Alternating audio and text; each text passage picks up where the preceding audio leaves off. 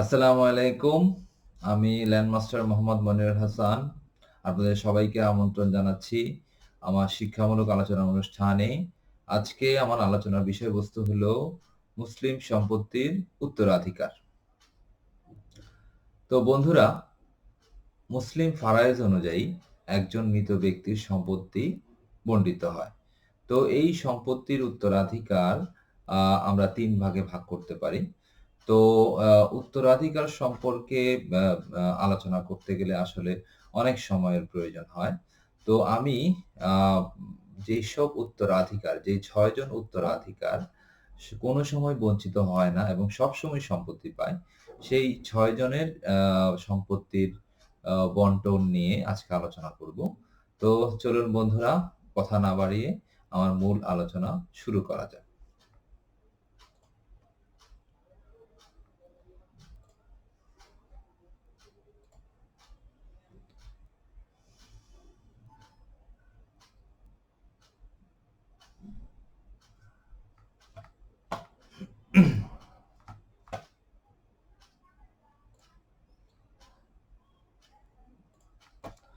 তো বন্ধুরা, আজকে আমার আলোচনার বিষয়বস্তু হচ্ছে মুসলিম সম্পত্তির উত্তরাধিকার।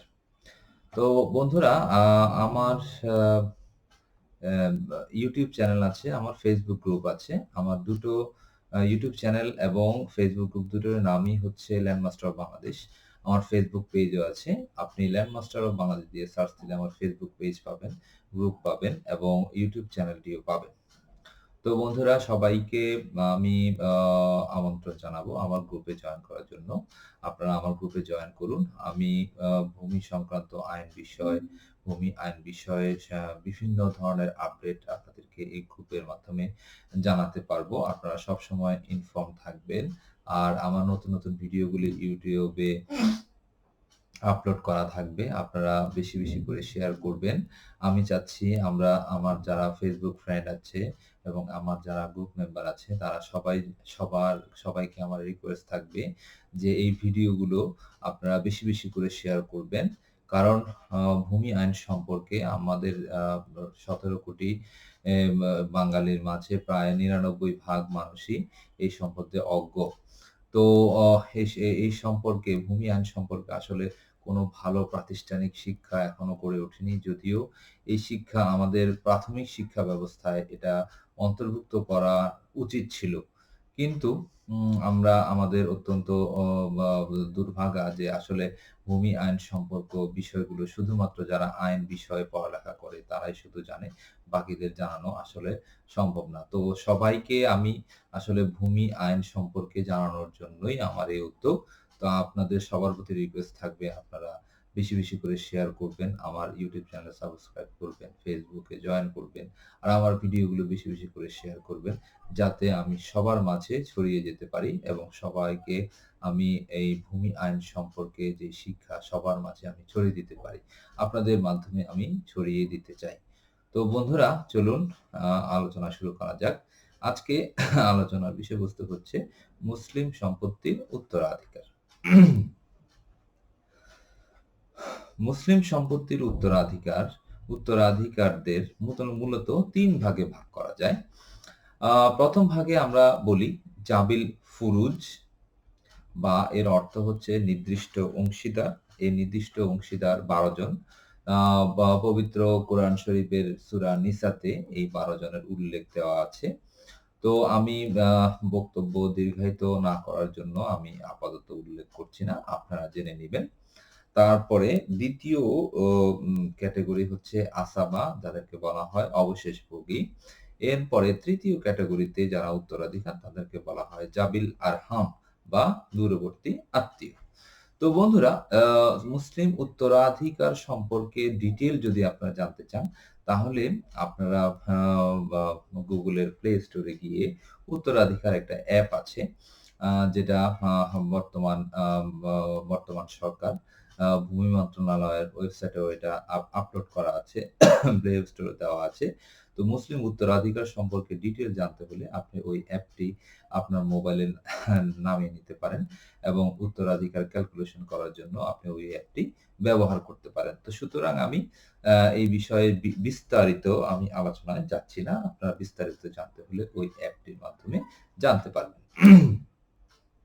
তো বন্ধুরা, আমি যে বিষয়টি নিয়ে আলোচনা করতে চাচ্ছি সেটা হচ্ছে আপনি মুসলিম সম্পত্তি উত্তরাধিকার এই ৩ শ্রেণীর মধ্যে জাবিল ফুরুজ বা সুনির্দিষ্ট অংশীদারগণ হচ্ছে প্রধান উত্তরাধিকারী। এর মধ্যে ১২ জন আছেন। তবে ১২ জনের বিষয়ে আলোচনা না করে আমি ৬ জনের বিষয়ে আলোচনা করব। মুসলিম উত্তরাধিকার আইনে নিচে ৬ জন কোনো অবস্থাতেই উত্তরাধিকার হতে বাদ যায় না। তো জাবিল ফুরুজ ১২ জনের ভিতরে এই আপনার ৬ জন হচ্ছে তারা কখনোই বাদ যায় না। বাকি ৬ জনের ভিতরে কখনো, কখনো ওরা একজনের পরিবর্তে আরেকজন রিপ্লেস হয়। একজন থাকলে আরেকজন পাবে না, এরকম। তো আমাদের সমাজে এই ৬ জন এই ৬ জনটা আসলে ম্যান্ডেটরি, সবাইকে আসলে জানা উচিত যে এই ৬ জন কিভাবে, কিভাবে সম্পত্তি পায়। তো এই ৬ জন হলো পিতা, মাতা, ছেলে, মেয়ে, স্বামী ও স্ত্রী। তো বন্ধুরা, এই ৬ জন কখনোই একজন মৃত ব্যক্তি, এই ৬ জন ব্যক্তি সবসময় সম্পত্তি পাবে। অন্যরা কখনো পাবে, কখনো পাবে না। কিন্তু এই ৬ জন সবসময় পাবে। ৬ জন কারা? পিতা, মাতা, ছেলে, মেয়ে, স্বামী এবং স্ত্রী। তো চলুন এখন আলোচনা করা যাক যে কে কতটুকু পাবে। প্রথমে আসুন স্বামীর অংশ।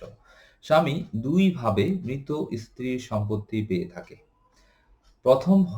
প্রথমত মৃত স্ত্রীর কোনো সন্তান বা পুত্রের সন্তান থাকলে স্বামী স্ত্রীর সম্পত্তি ৪/১ পাবে। আর মৃত স্ত্রীর কোনো সন্তান বা পুত্র সন্তান না থাকলে স্ত্রী সম্পত্তির অর্ধেক পাবে। মানে সহজ কথা বলতে গেলে, যদি যেই স্ত্রী আ স্বামীর অংশটা হলো, যদি স্ত্রীর কোনো সন্তান থাকে তাহলে ৪/১ পাবে। আর যদি সন্তান না থাকে তাহলে অর্ধেক পাবে। ওকে, স্ত্রীর অংশ।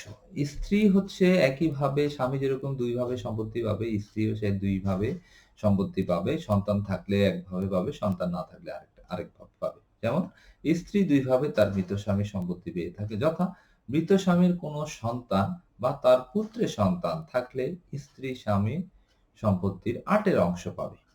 আর মৃত স্বামীর কোনো সন্তান বা পুত্রের সন্তান কেউ না থাকে তবে স্ত্রী সম্পত্তির ৪/১ অংশ সমান ভাগেই পাবে। স্ত্রী একাধিক হলেও সবাই মিলে ৪-এর অংশ সমান ভাগেই পাবে। মানে সহজ কথায় বলতে গেলে স্ত্রীর অংশটা কি? যদি সন্তান থাকে তাহলে ৮/১ পাবে। আর যদি সন্তান না থাকে তাহলে ৪/১ পাবে। আরেকটা গুরুত্বপূর্ণ আ বিষয় হচ্ছে যে স্ত্রী যদি একাধিক হয় তাহলে সব স্ত্রী মিলেই কিন্তু ৪/১ পাবে। আর হচ্ছে এক্ষেত্রে যদি কোনো সন্তান না থাকে, একাধিক স্ত্রী থাকে তাহলে আ যদি সন্তান থাকে, প্রত্যেকটা স্ত্রীর যদি সন্তান থাকে, একাধিক স্ত্রী থাকে, সব স্ত্রী মিলে কিন্তু ৮/১ অংশ পাবে। এবার আসুন বাবার অংশ। বাবা তার মৃত সন্তানের সম্পত্তির উত্তরাধিকারী ৩ ভাবে হয়ে থাকে। যথা যদি মৃত সন্তানের পুত্র, পুত্রের পুত্র, পুত্রের পুত্রের পুত্র এইভাবে যতই নিচের হোক না কেন, য না কেন যদি থাকে তবে মৃত সন্তানের পিতা সম্পত্তির ৬-এর পাবে। তার মানে যদি কোনো অ অ কোনো ব্যক্তি মারা যায়, তার সন্তান অবশিষ্ট থাকে এবং তার বাবাও জীবিত থাকে, তাহলে বাবা কিন্তু সেই সম্পত্তি থেকে ১ অংশ পাবে। যেমন ধরুন আপনার দাদা জীবিত আছে, আপনার বাবা মারা গেছেন। তাহলে আপনারা আপনার সম্পত্তির সম্পূর্ণ অংশ কিন্তু আপনারা পাবেন না। সেই সম্পত্তি থেকে ৬-১ অংশ আপনার দাদা পাবেন। মুসলিম ফারাইজ অনুযায়ী। তো এরপরে যদি মৃত সন্তানের শুধুমাত্র কন্যা সন্তান বা পুত্রের কন্যা সন্তান থাকে তবে পিতা সন্তানের সম্পত্তি ৬-১ অংশ পাবে। এক্ষেত্রে কন্যাদেরও অন্যান্য দেওয়ার পর অবশিষ্ট যে সম্পত্তি থাকবে তাও পিতা পাবে। আর যদি মৃত সন্তানের কোনো পুত্র কন্যা বা পুত্রের সন্তান কিছুই না থাকে তবে বাকি অংশীদারে তাদের অংশ অনুযায়ী দেওয়ার পর অবশিষ্ট যা থাকবে সবটুকুই বাবা পাবে। তবে মৃত ব্যক্তির কোনো সন্তান বা বাবা কেউ না থাকলে তার সম্পত্তি জীবিত ভাই বা ভাইরা পাবে। আর ভাই না থাকলে ভাইয়ের সন্তানরা পাবে। তো বুঝতেই পারছেন, যদি মৃত ব্যক্তির কোনো সন্তান থেকে থাকে, সন্তানকে দেওয়ার পরেও যদি ৬ এর ১ অংশ সন্তানকে দেওয়ার পরে, পিতাকে ৬ এর অংশ দেওয়ার পরে যে অবশিষ্ট থাকবে, তাহলেও কিন্তু সে অবশিষ্ট সম্পত্তি বাবা পাবে। মৃত ব্যক্তির যদি সন্তান বা বাবা কেউ না থাকে, তাহলে সম্পত্তি তার জীবিত ভাইয়েরা পাবে। আর ভাই না থাকলে তার ভাইদের সন্তানরা পাবে। ওকে। এবার আসুন মায়ের অংশ। মা তার মৃত সন্তানের সম্পত্তির ৩ ভাবে পেয়ে থাকে। যথা মৃত ব্যক্তির কোনো সন্তান বা পুত্রের সন্তান যতই নিম্নের হোক থাকলে, অথবা যদি মৃত ব্যক্তির আপন বা পূর্ণ বৈমাত্রেয় বা বৈপিত্রীয় ভাই-বোন থাকলে, তবে মা ৬ এর ১ অংশ পাবে। সহজ কথা হলো, ব্যক্তির কোনো সন্তান থাকে তাহলে মা পাবে ৬ এর ১ অংশ। মৃত ব্যক্তির কোনো সন্তান বা পুত্রের সন্তানাদি যত নিম্নের হোক না থাকলে, এবং মৃত ব্যক্তি যদি একজনের বেশি ভাই বা বোন না থাকে, তবে মাতা ৩ ভাগের ১ ভাগ পাবে। সহজ কথা হচ্ছে, মৃত ব্যক্তি যদি সন্তান না থাকে তাহলে মাতা কত পাবে? মা পাবে ৩ এর ১ অংশ। কোনো সন্তান বা পুত্রের সন্তানাদি যত নিম্নের হোক না থাকলে, অথবা কমপক্ষে ২ জন ভাই না থাকলে, এবং যদি মৃত ব্যক্তির স্বামী স্ত্রীর অংশ বাদ দেওয়ার পর অবশিষ্ট থাকে, তার ৩ ভাগের ১ ভাগ মাতা পাবে। মৃত ব্যক্তি ১ ভাই থাকলেও মাতা ৩ ভাগের ১ অংশ পাবে। তো আমরা সহজ কথায় বলতে গেলে, যদি মৃত ব্যক্তির সন্তান থাকে তাহলে মাতা ৬ এর ১ পাবে। আর যদি সন্তান না থাকে তাহলে মা পাবে ৩ এর ১ অংশ। সহজ কথায় আমরা এটা বুঝতে পারি। তো এবার আসুন পুত্র সন্তানের অংশ। মৃত ব্যক্তির সম্পত্তিতে মাতা-পিতা, স্বামী-স্ত্রী নির্দিষ্ট সম্পত্তি পাওয়ার পর অবশিষ্ট সম্পত্তি ছেলে-মেয়ের মধ্যে বন্টন করা হবে। ছেলেরা ২ ভাবে মাতা-পিতার সম্পত্তি পেতে পারে। যথা,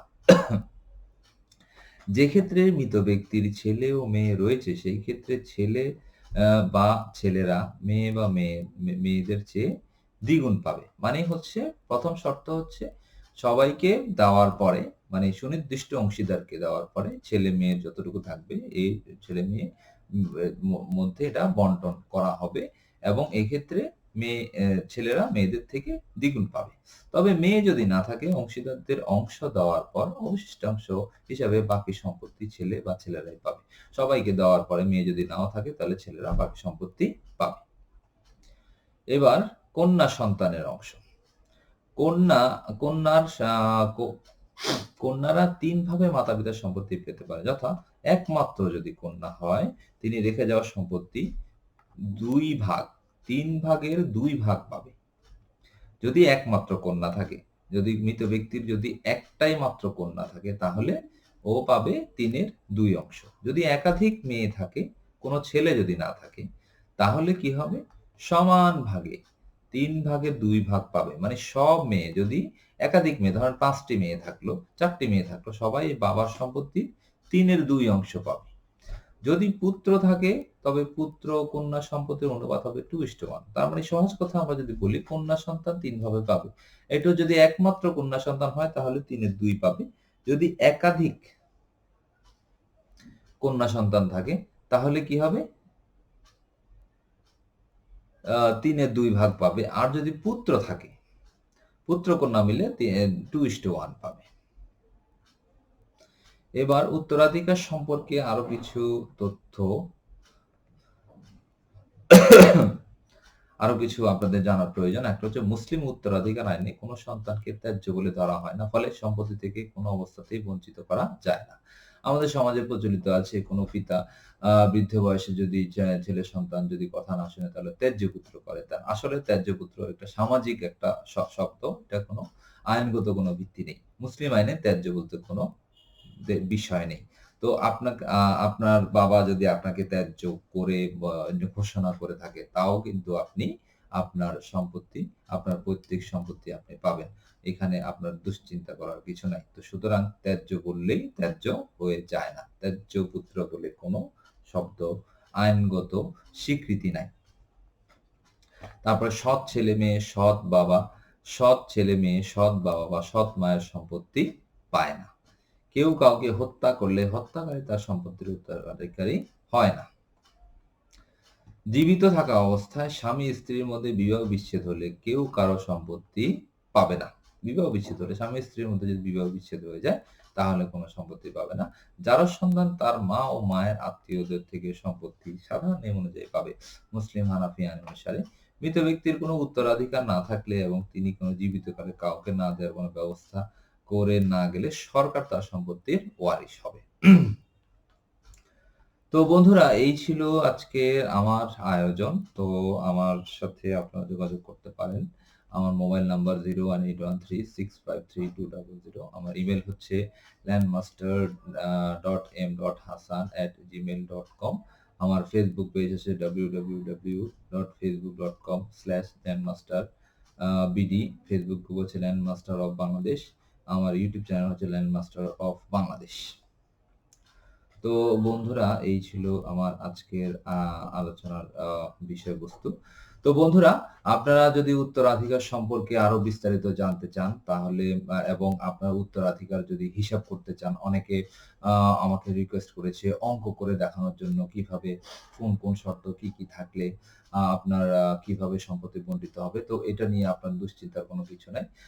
আমাদের মাননীয় প্রধানমন্ত্রী আ বা জননেত্রী শেখ হাসিনার উদ্যোগে ডিজিটাল বাংলাদেশের উদ্যোগ নিয়েছেন উনি।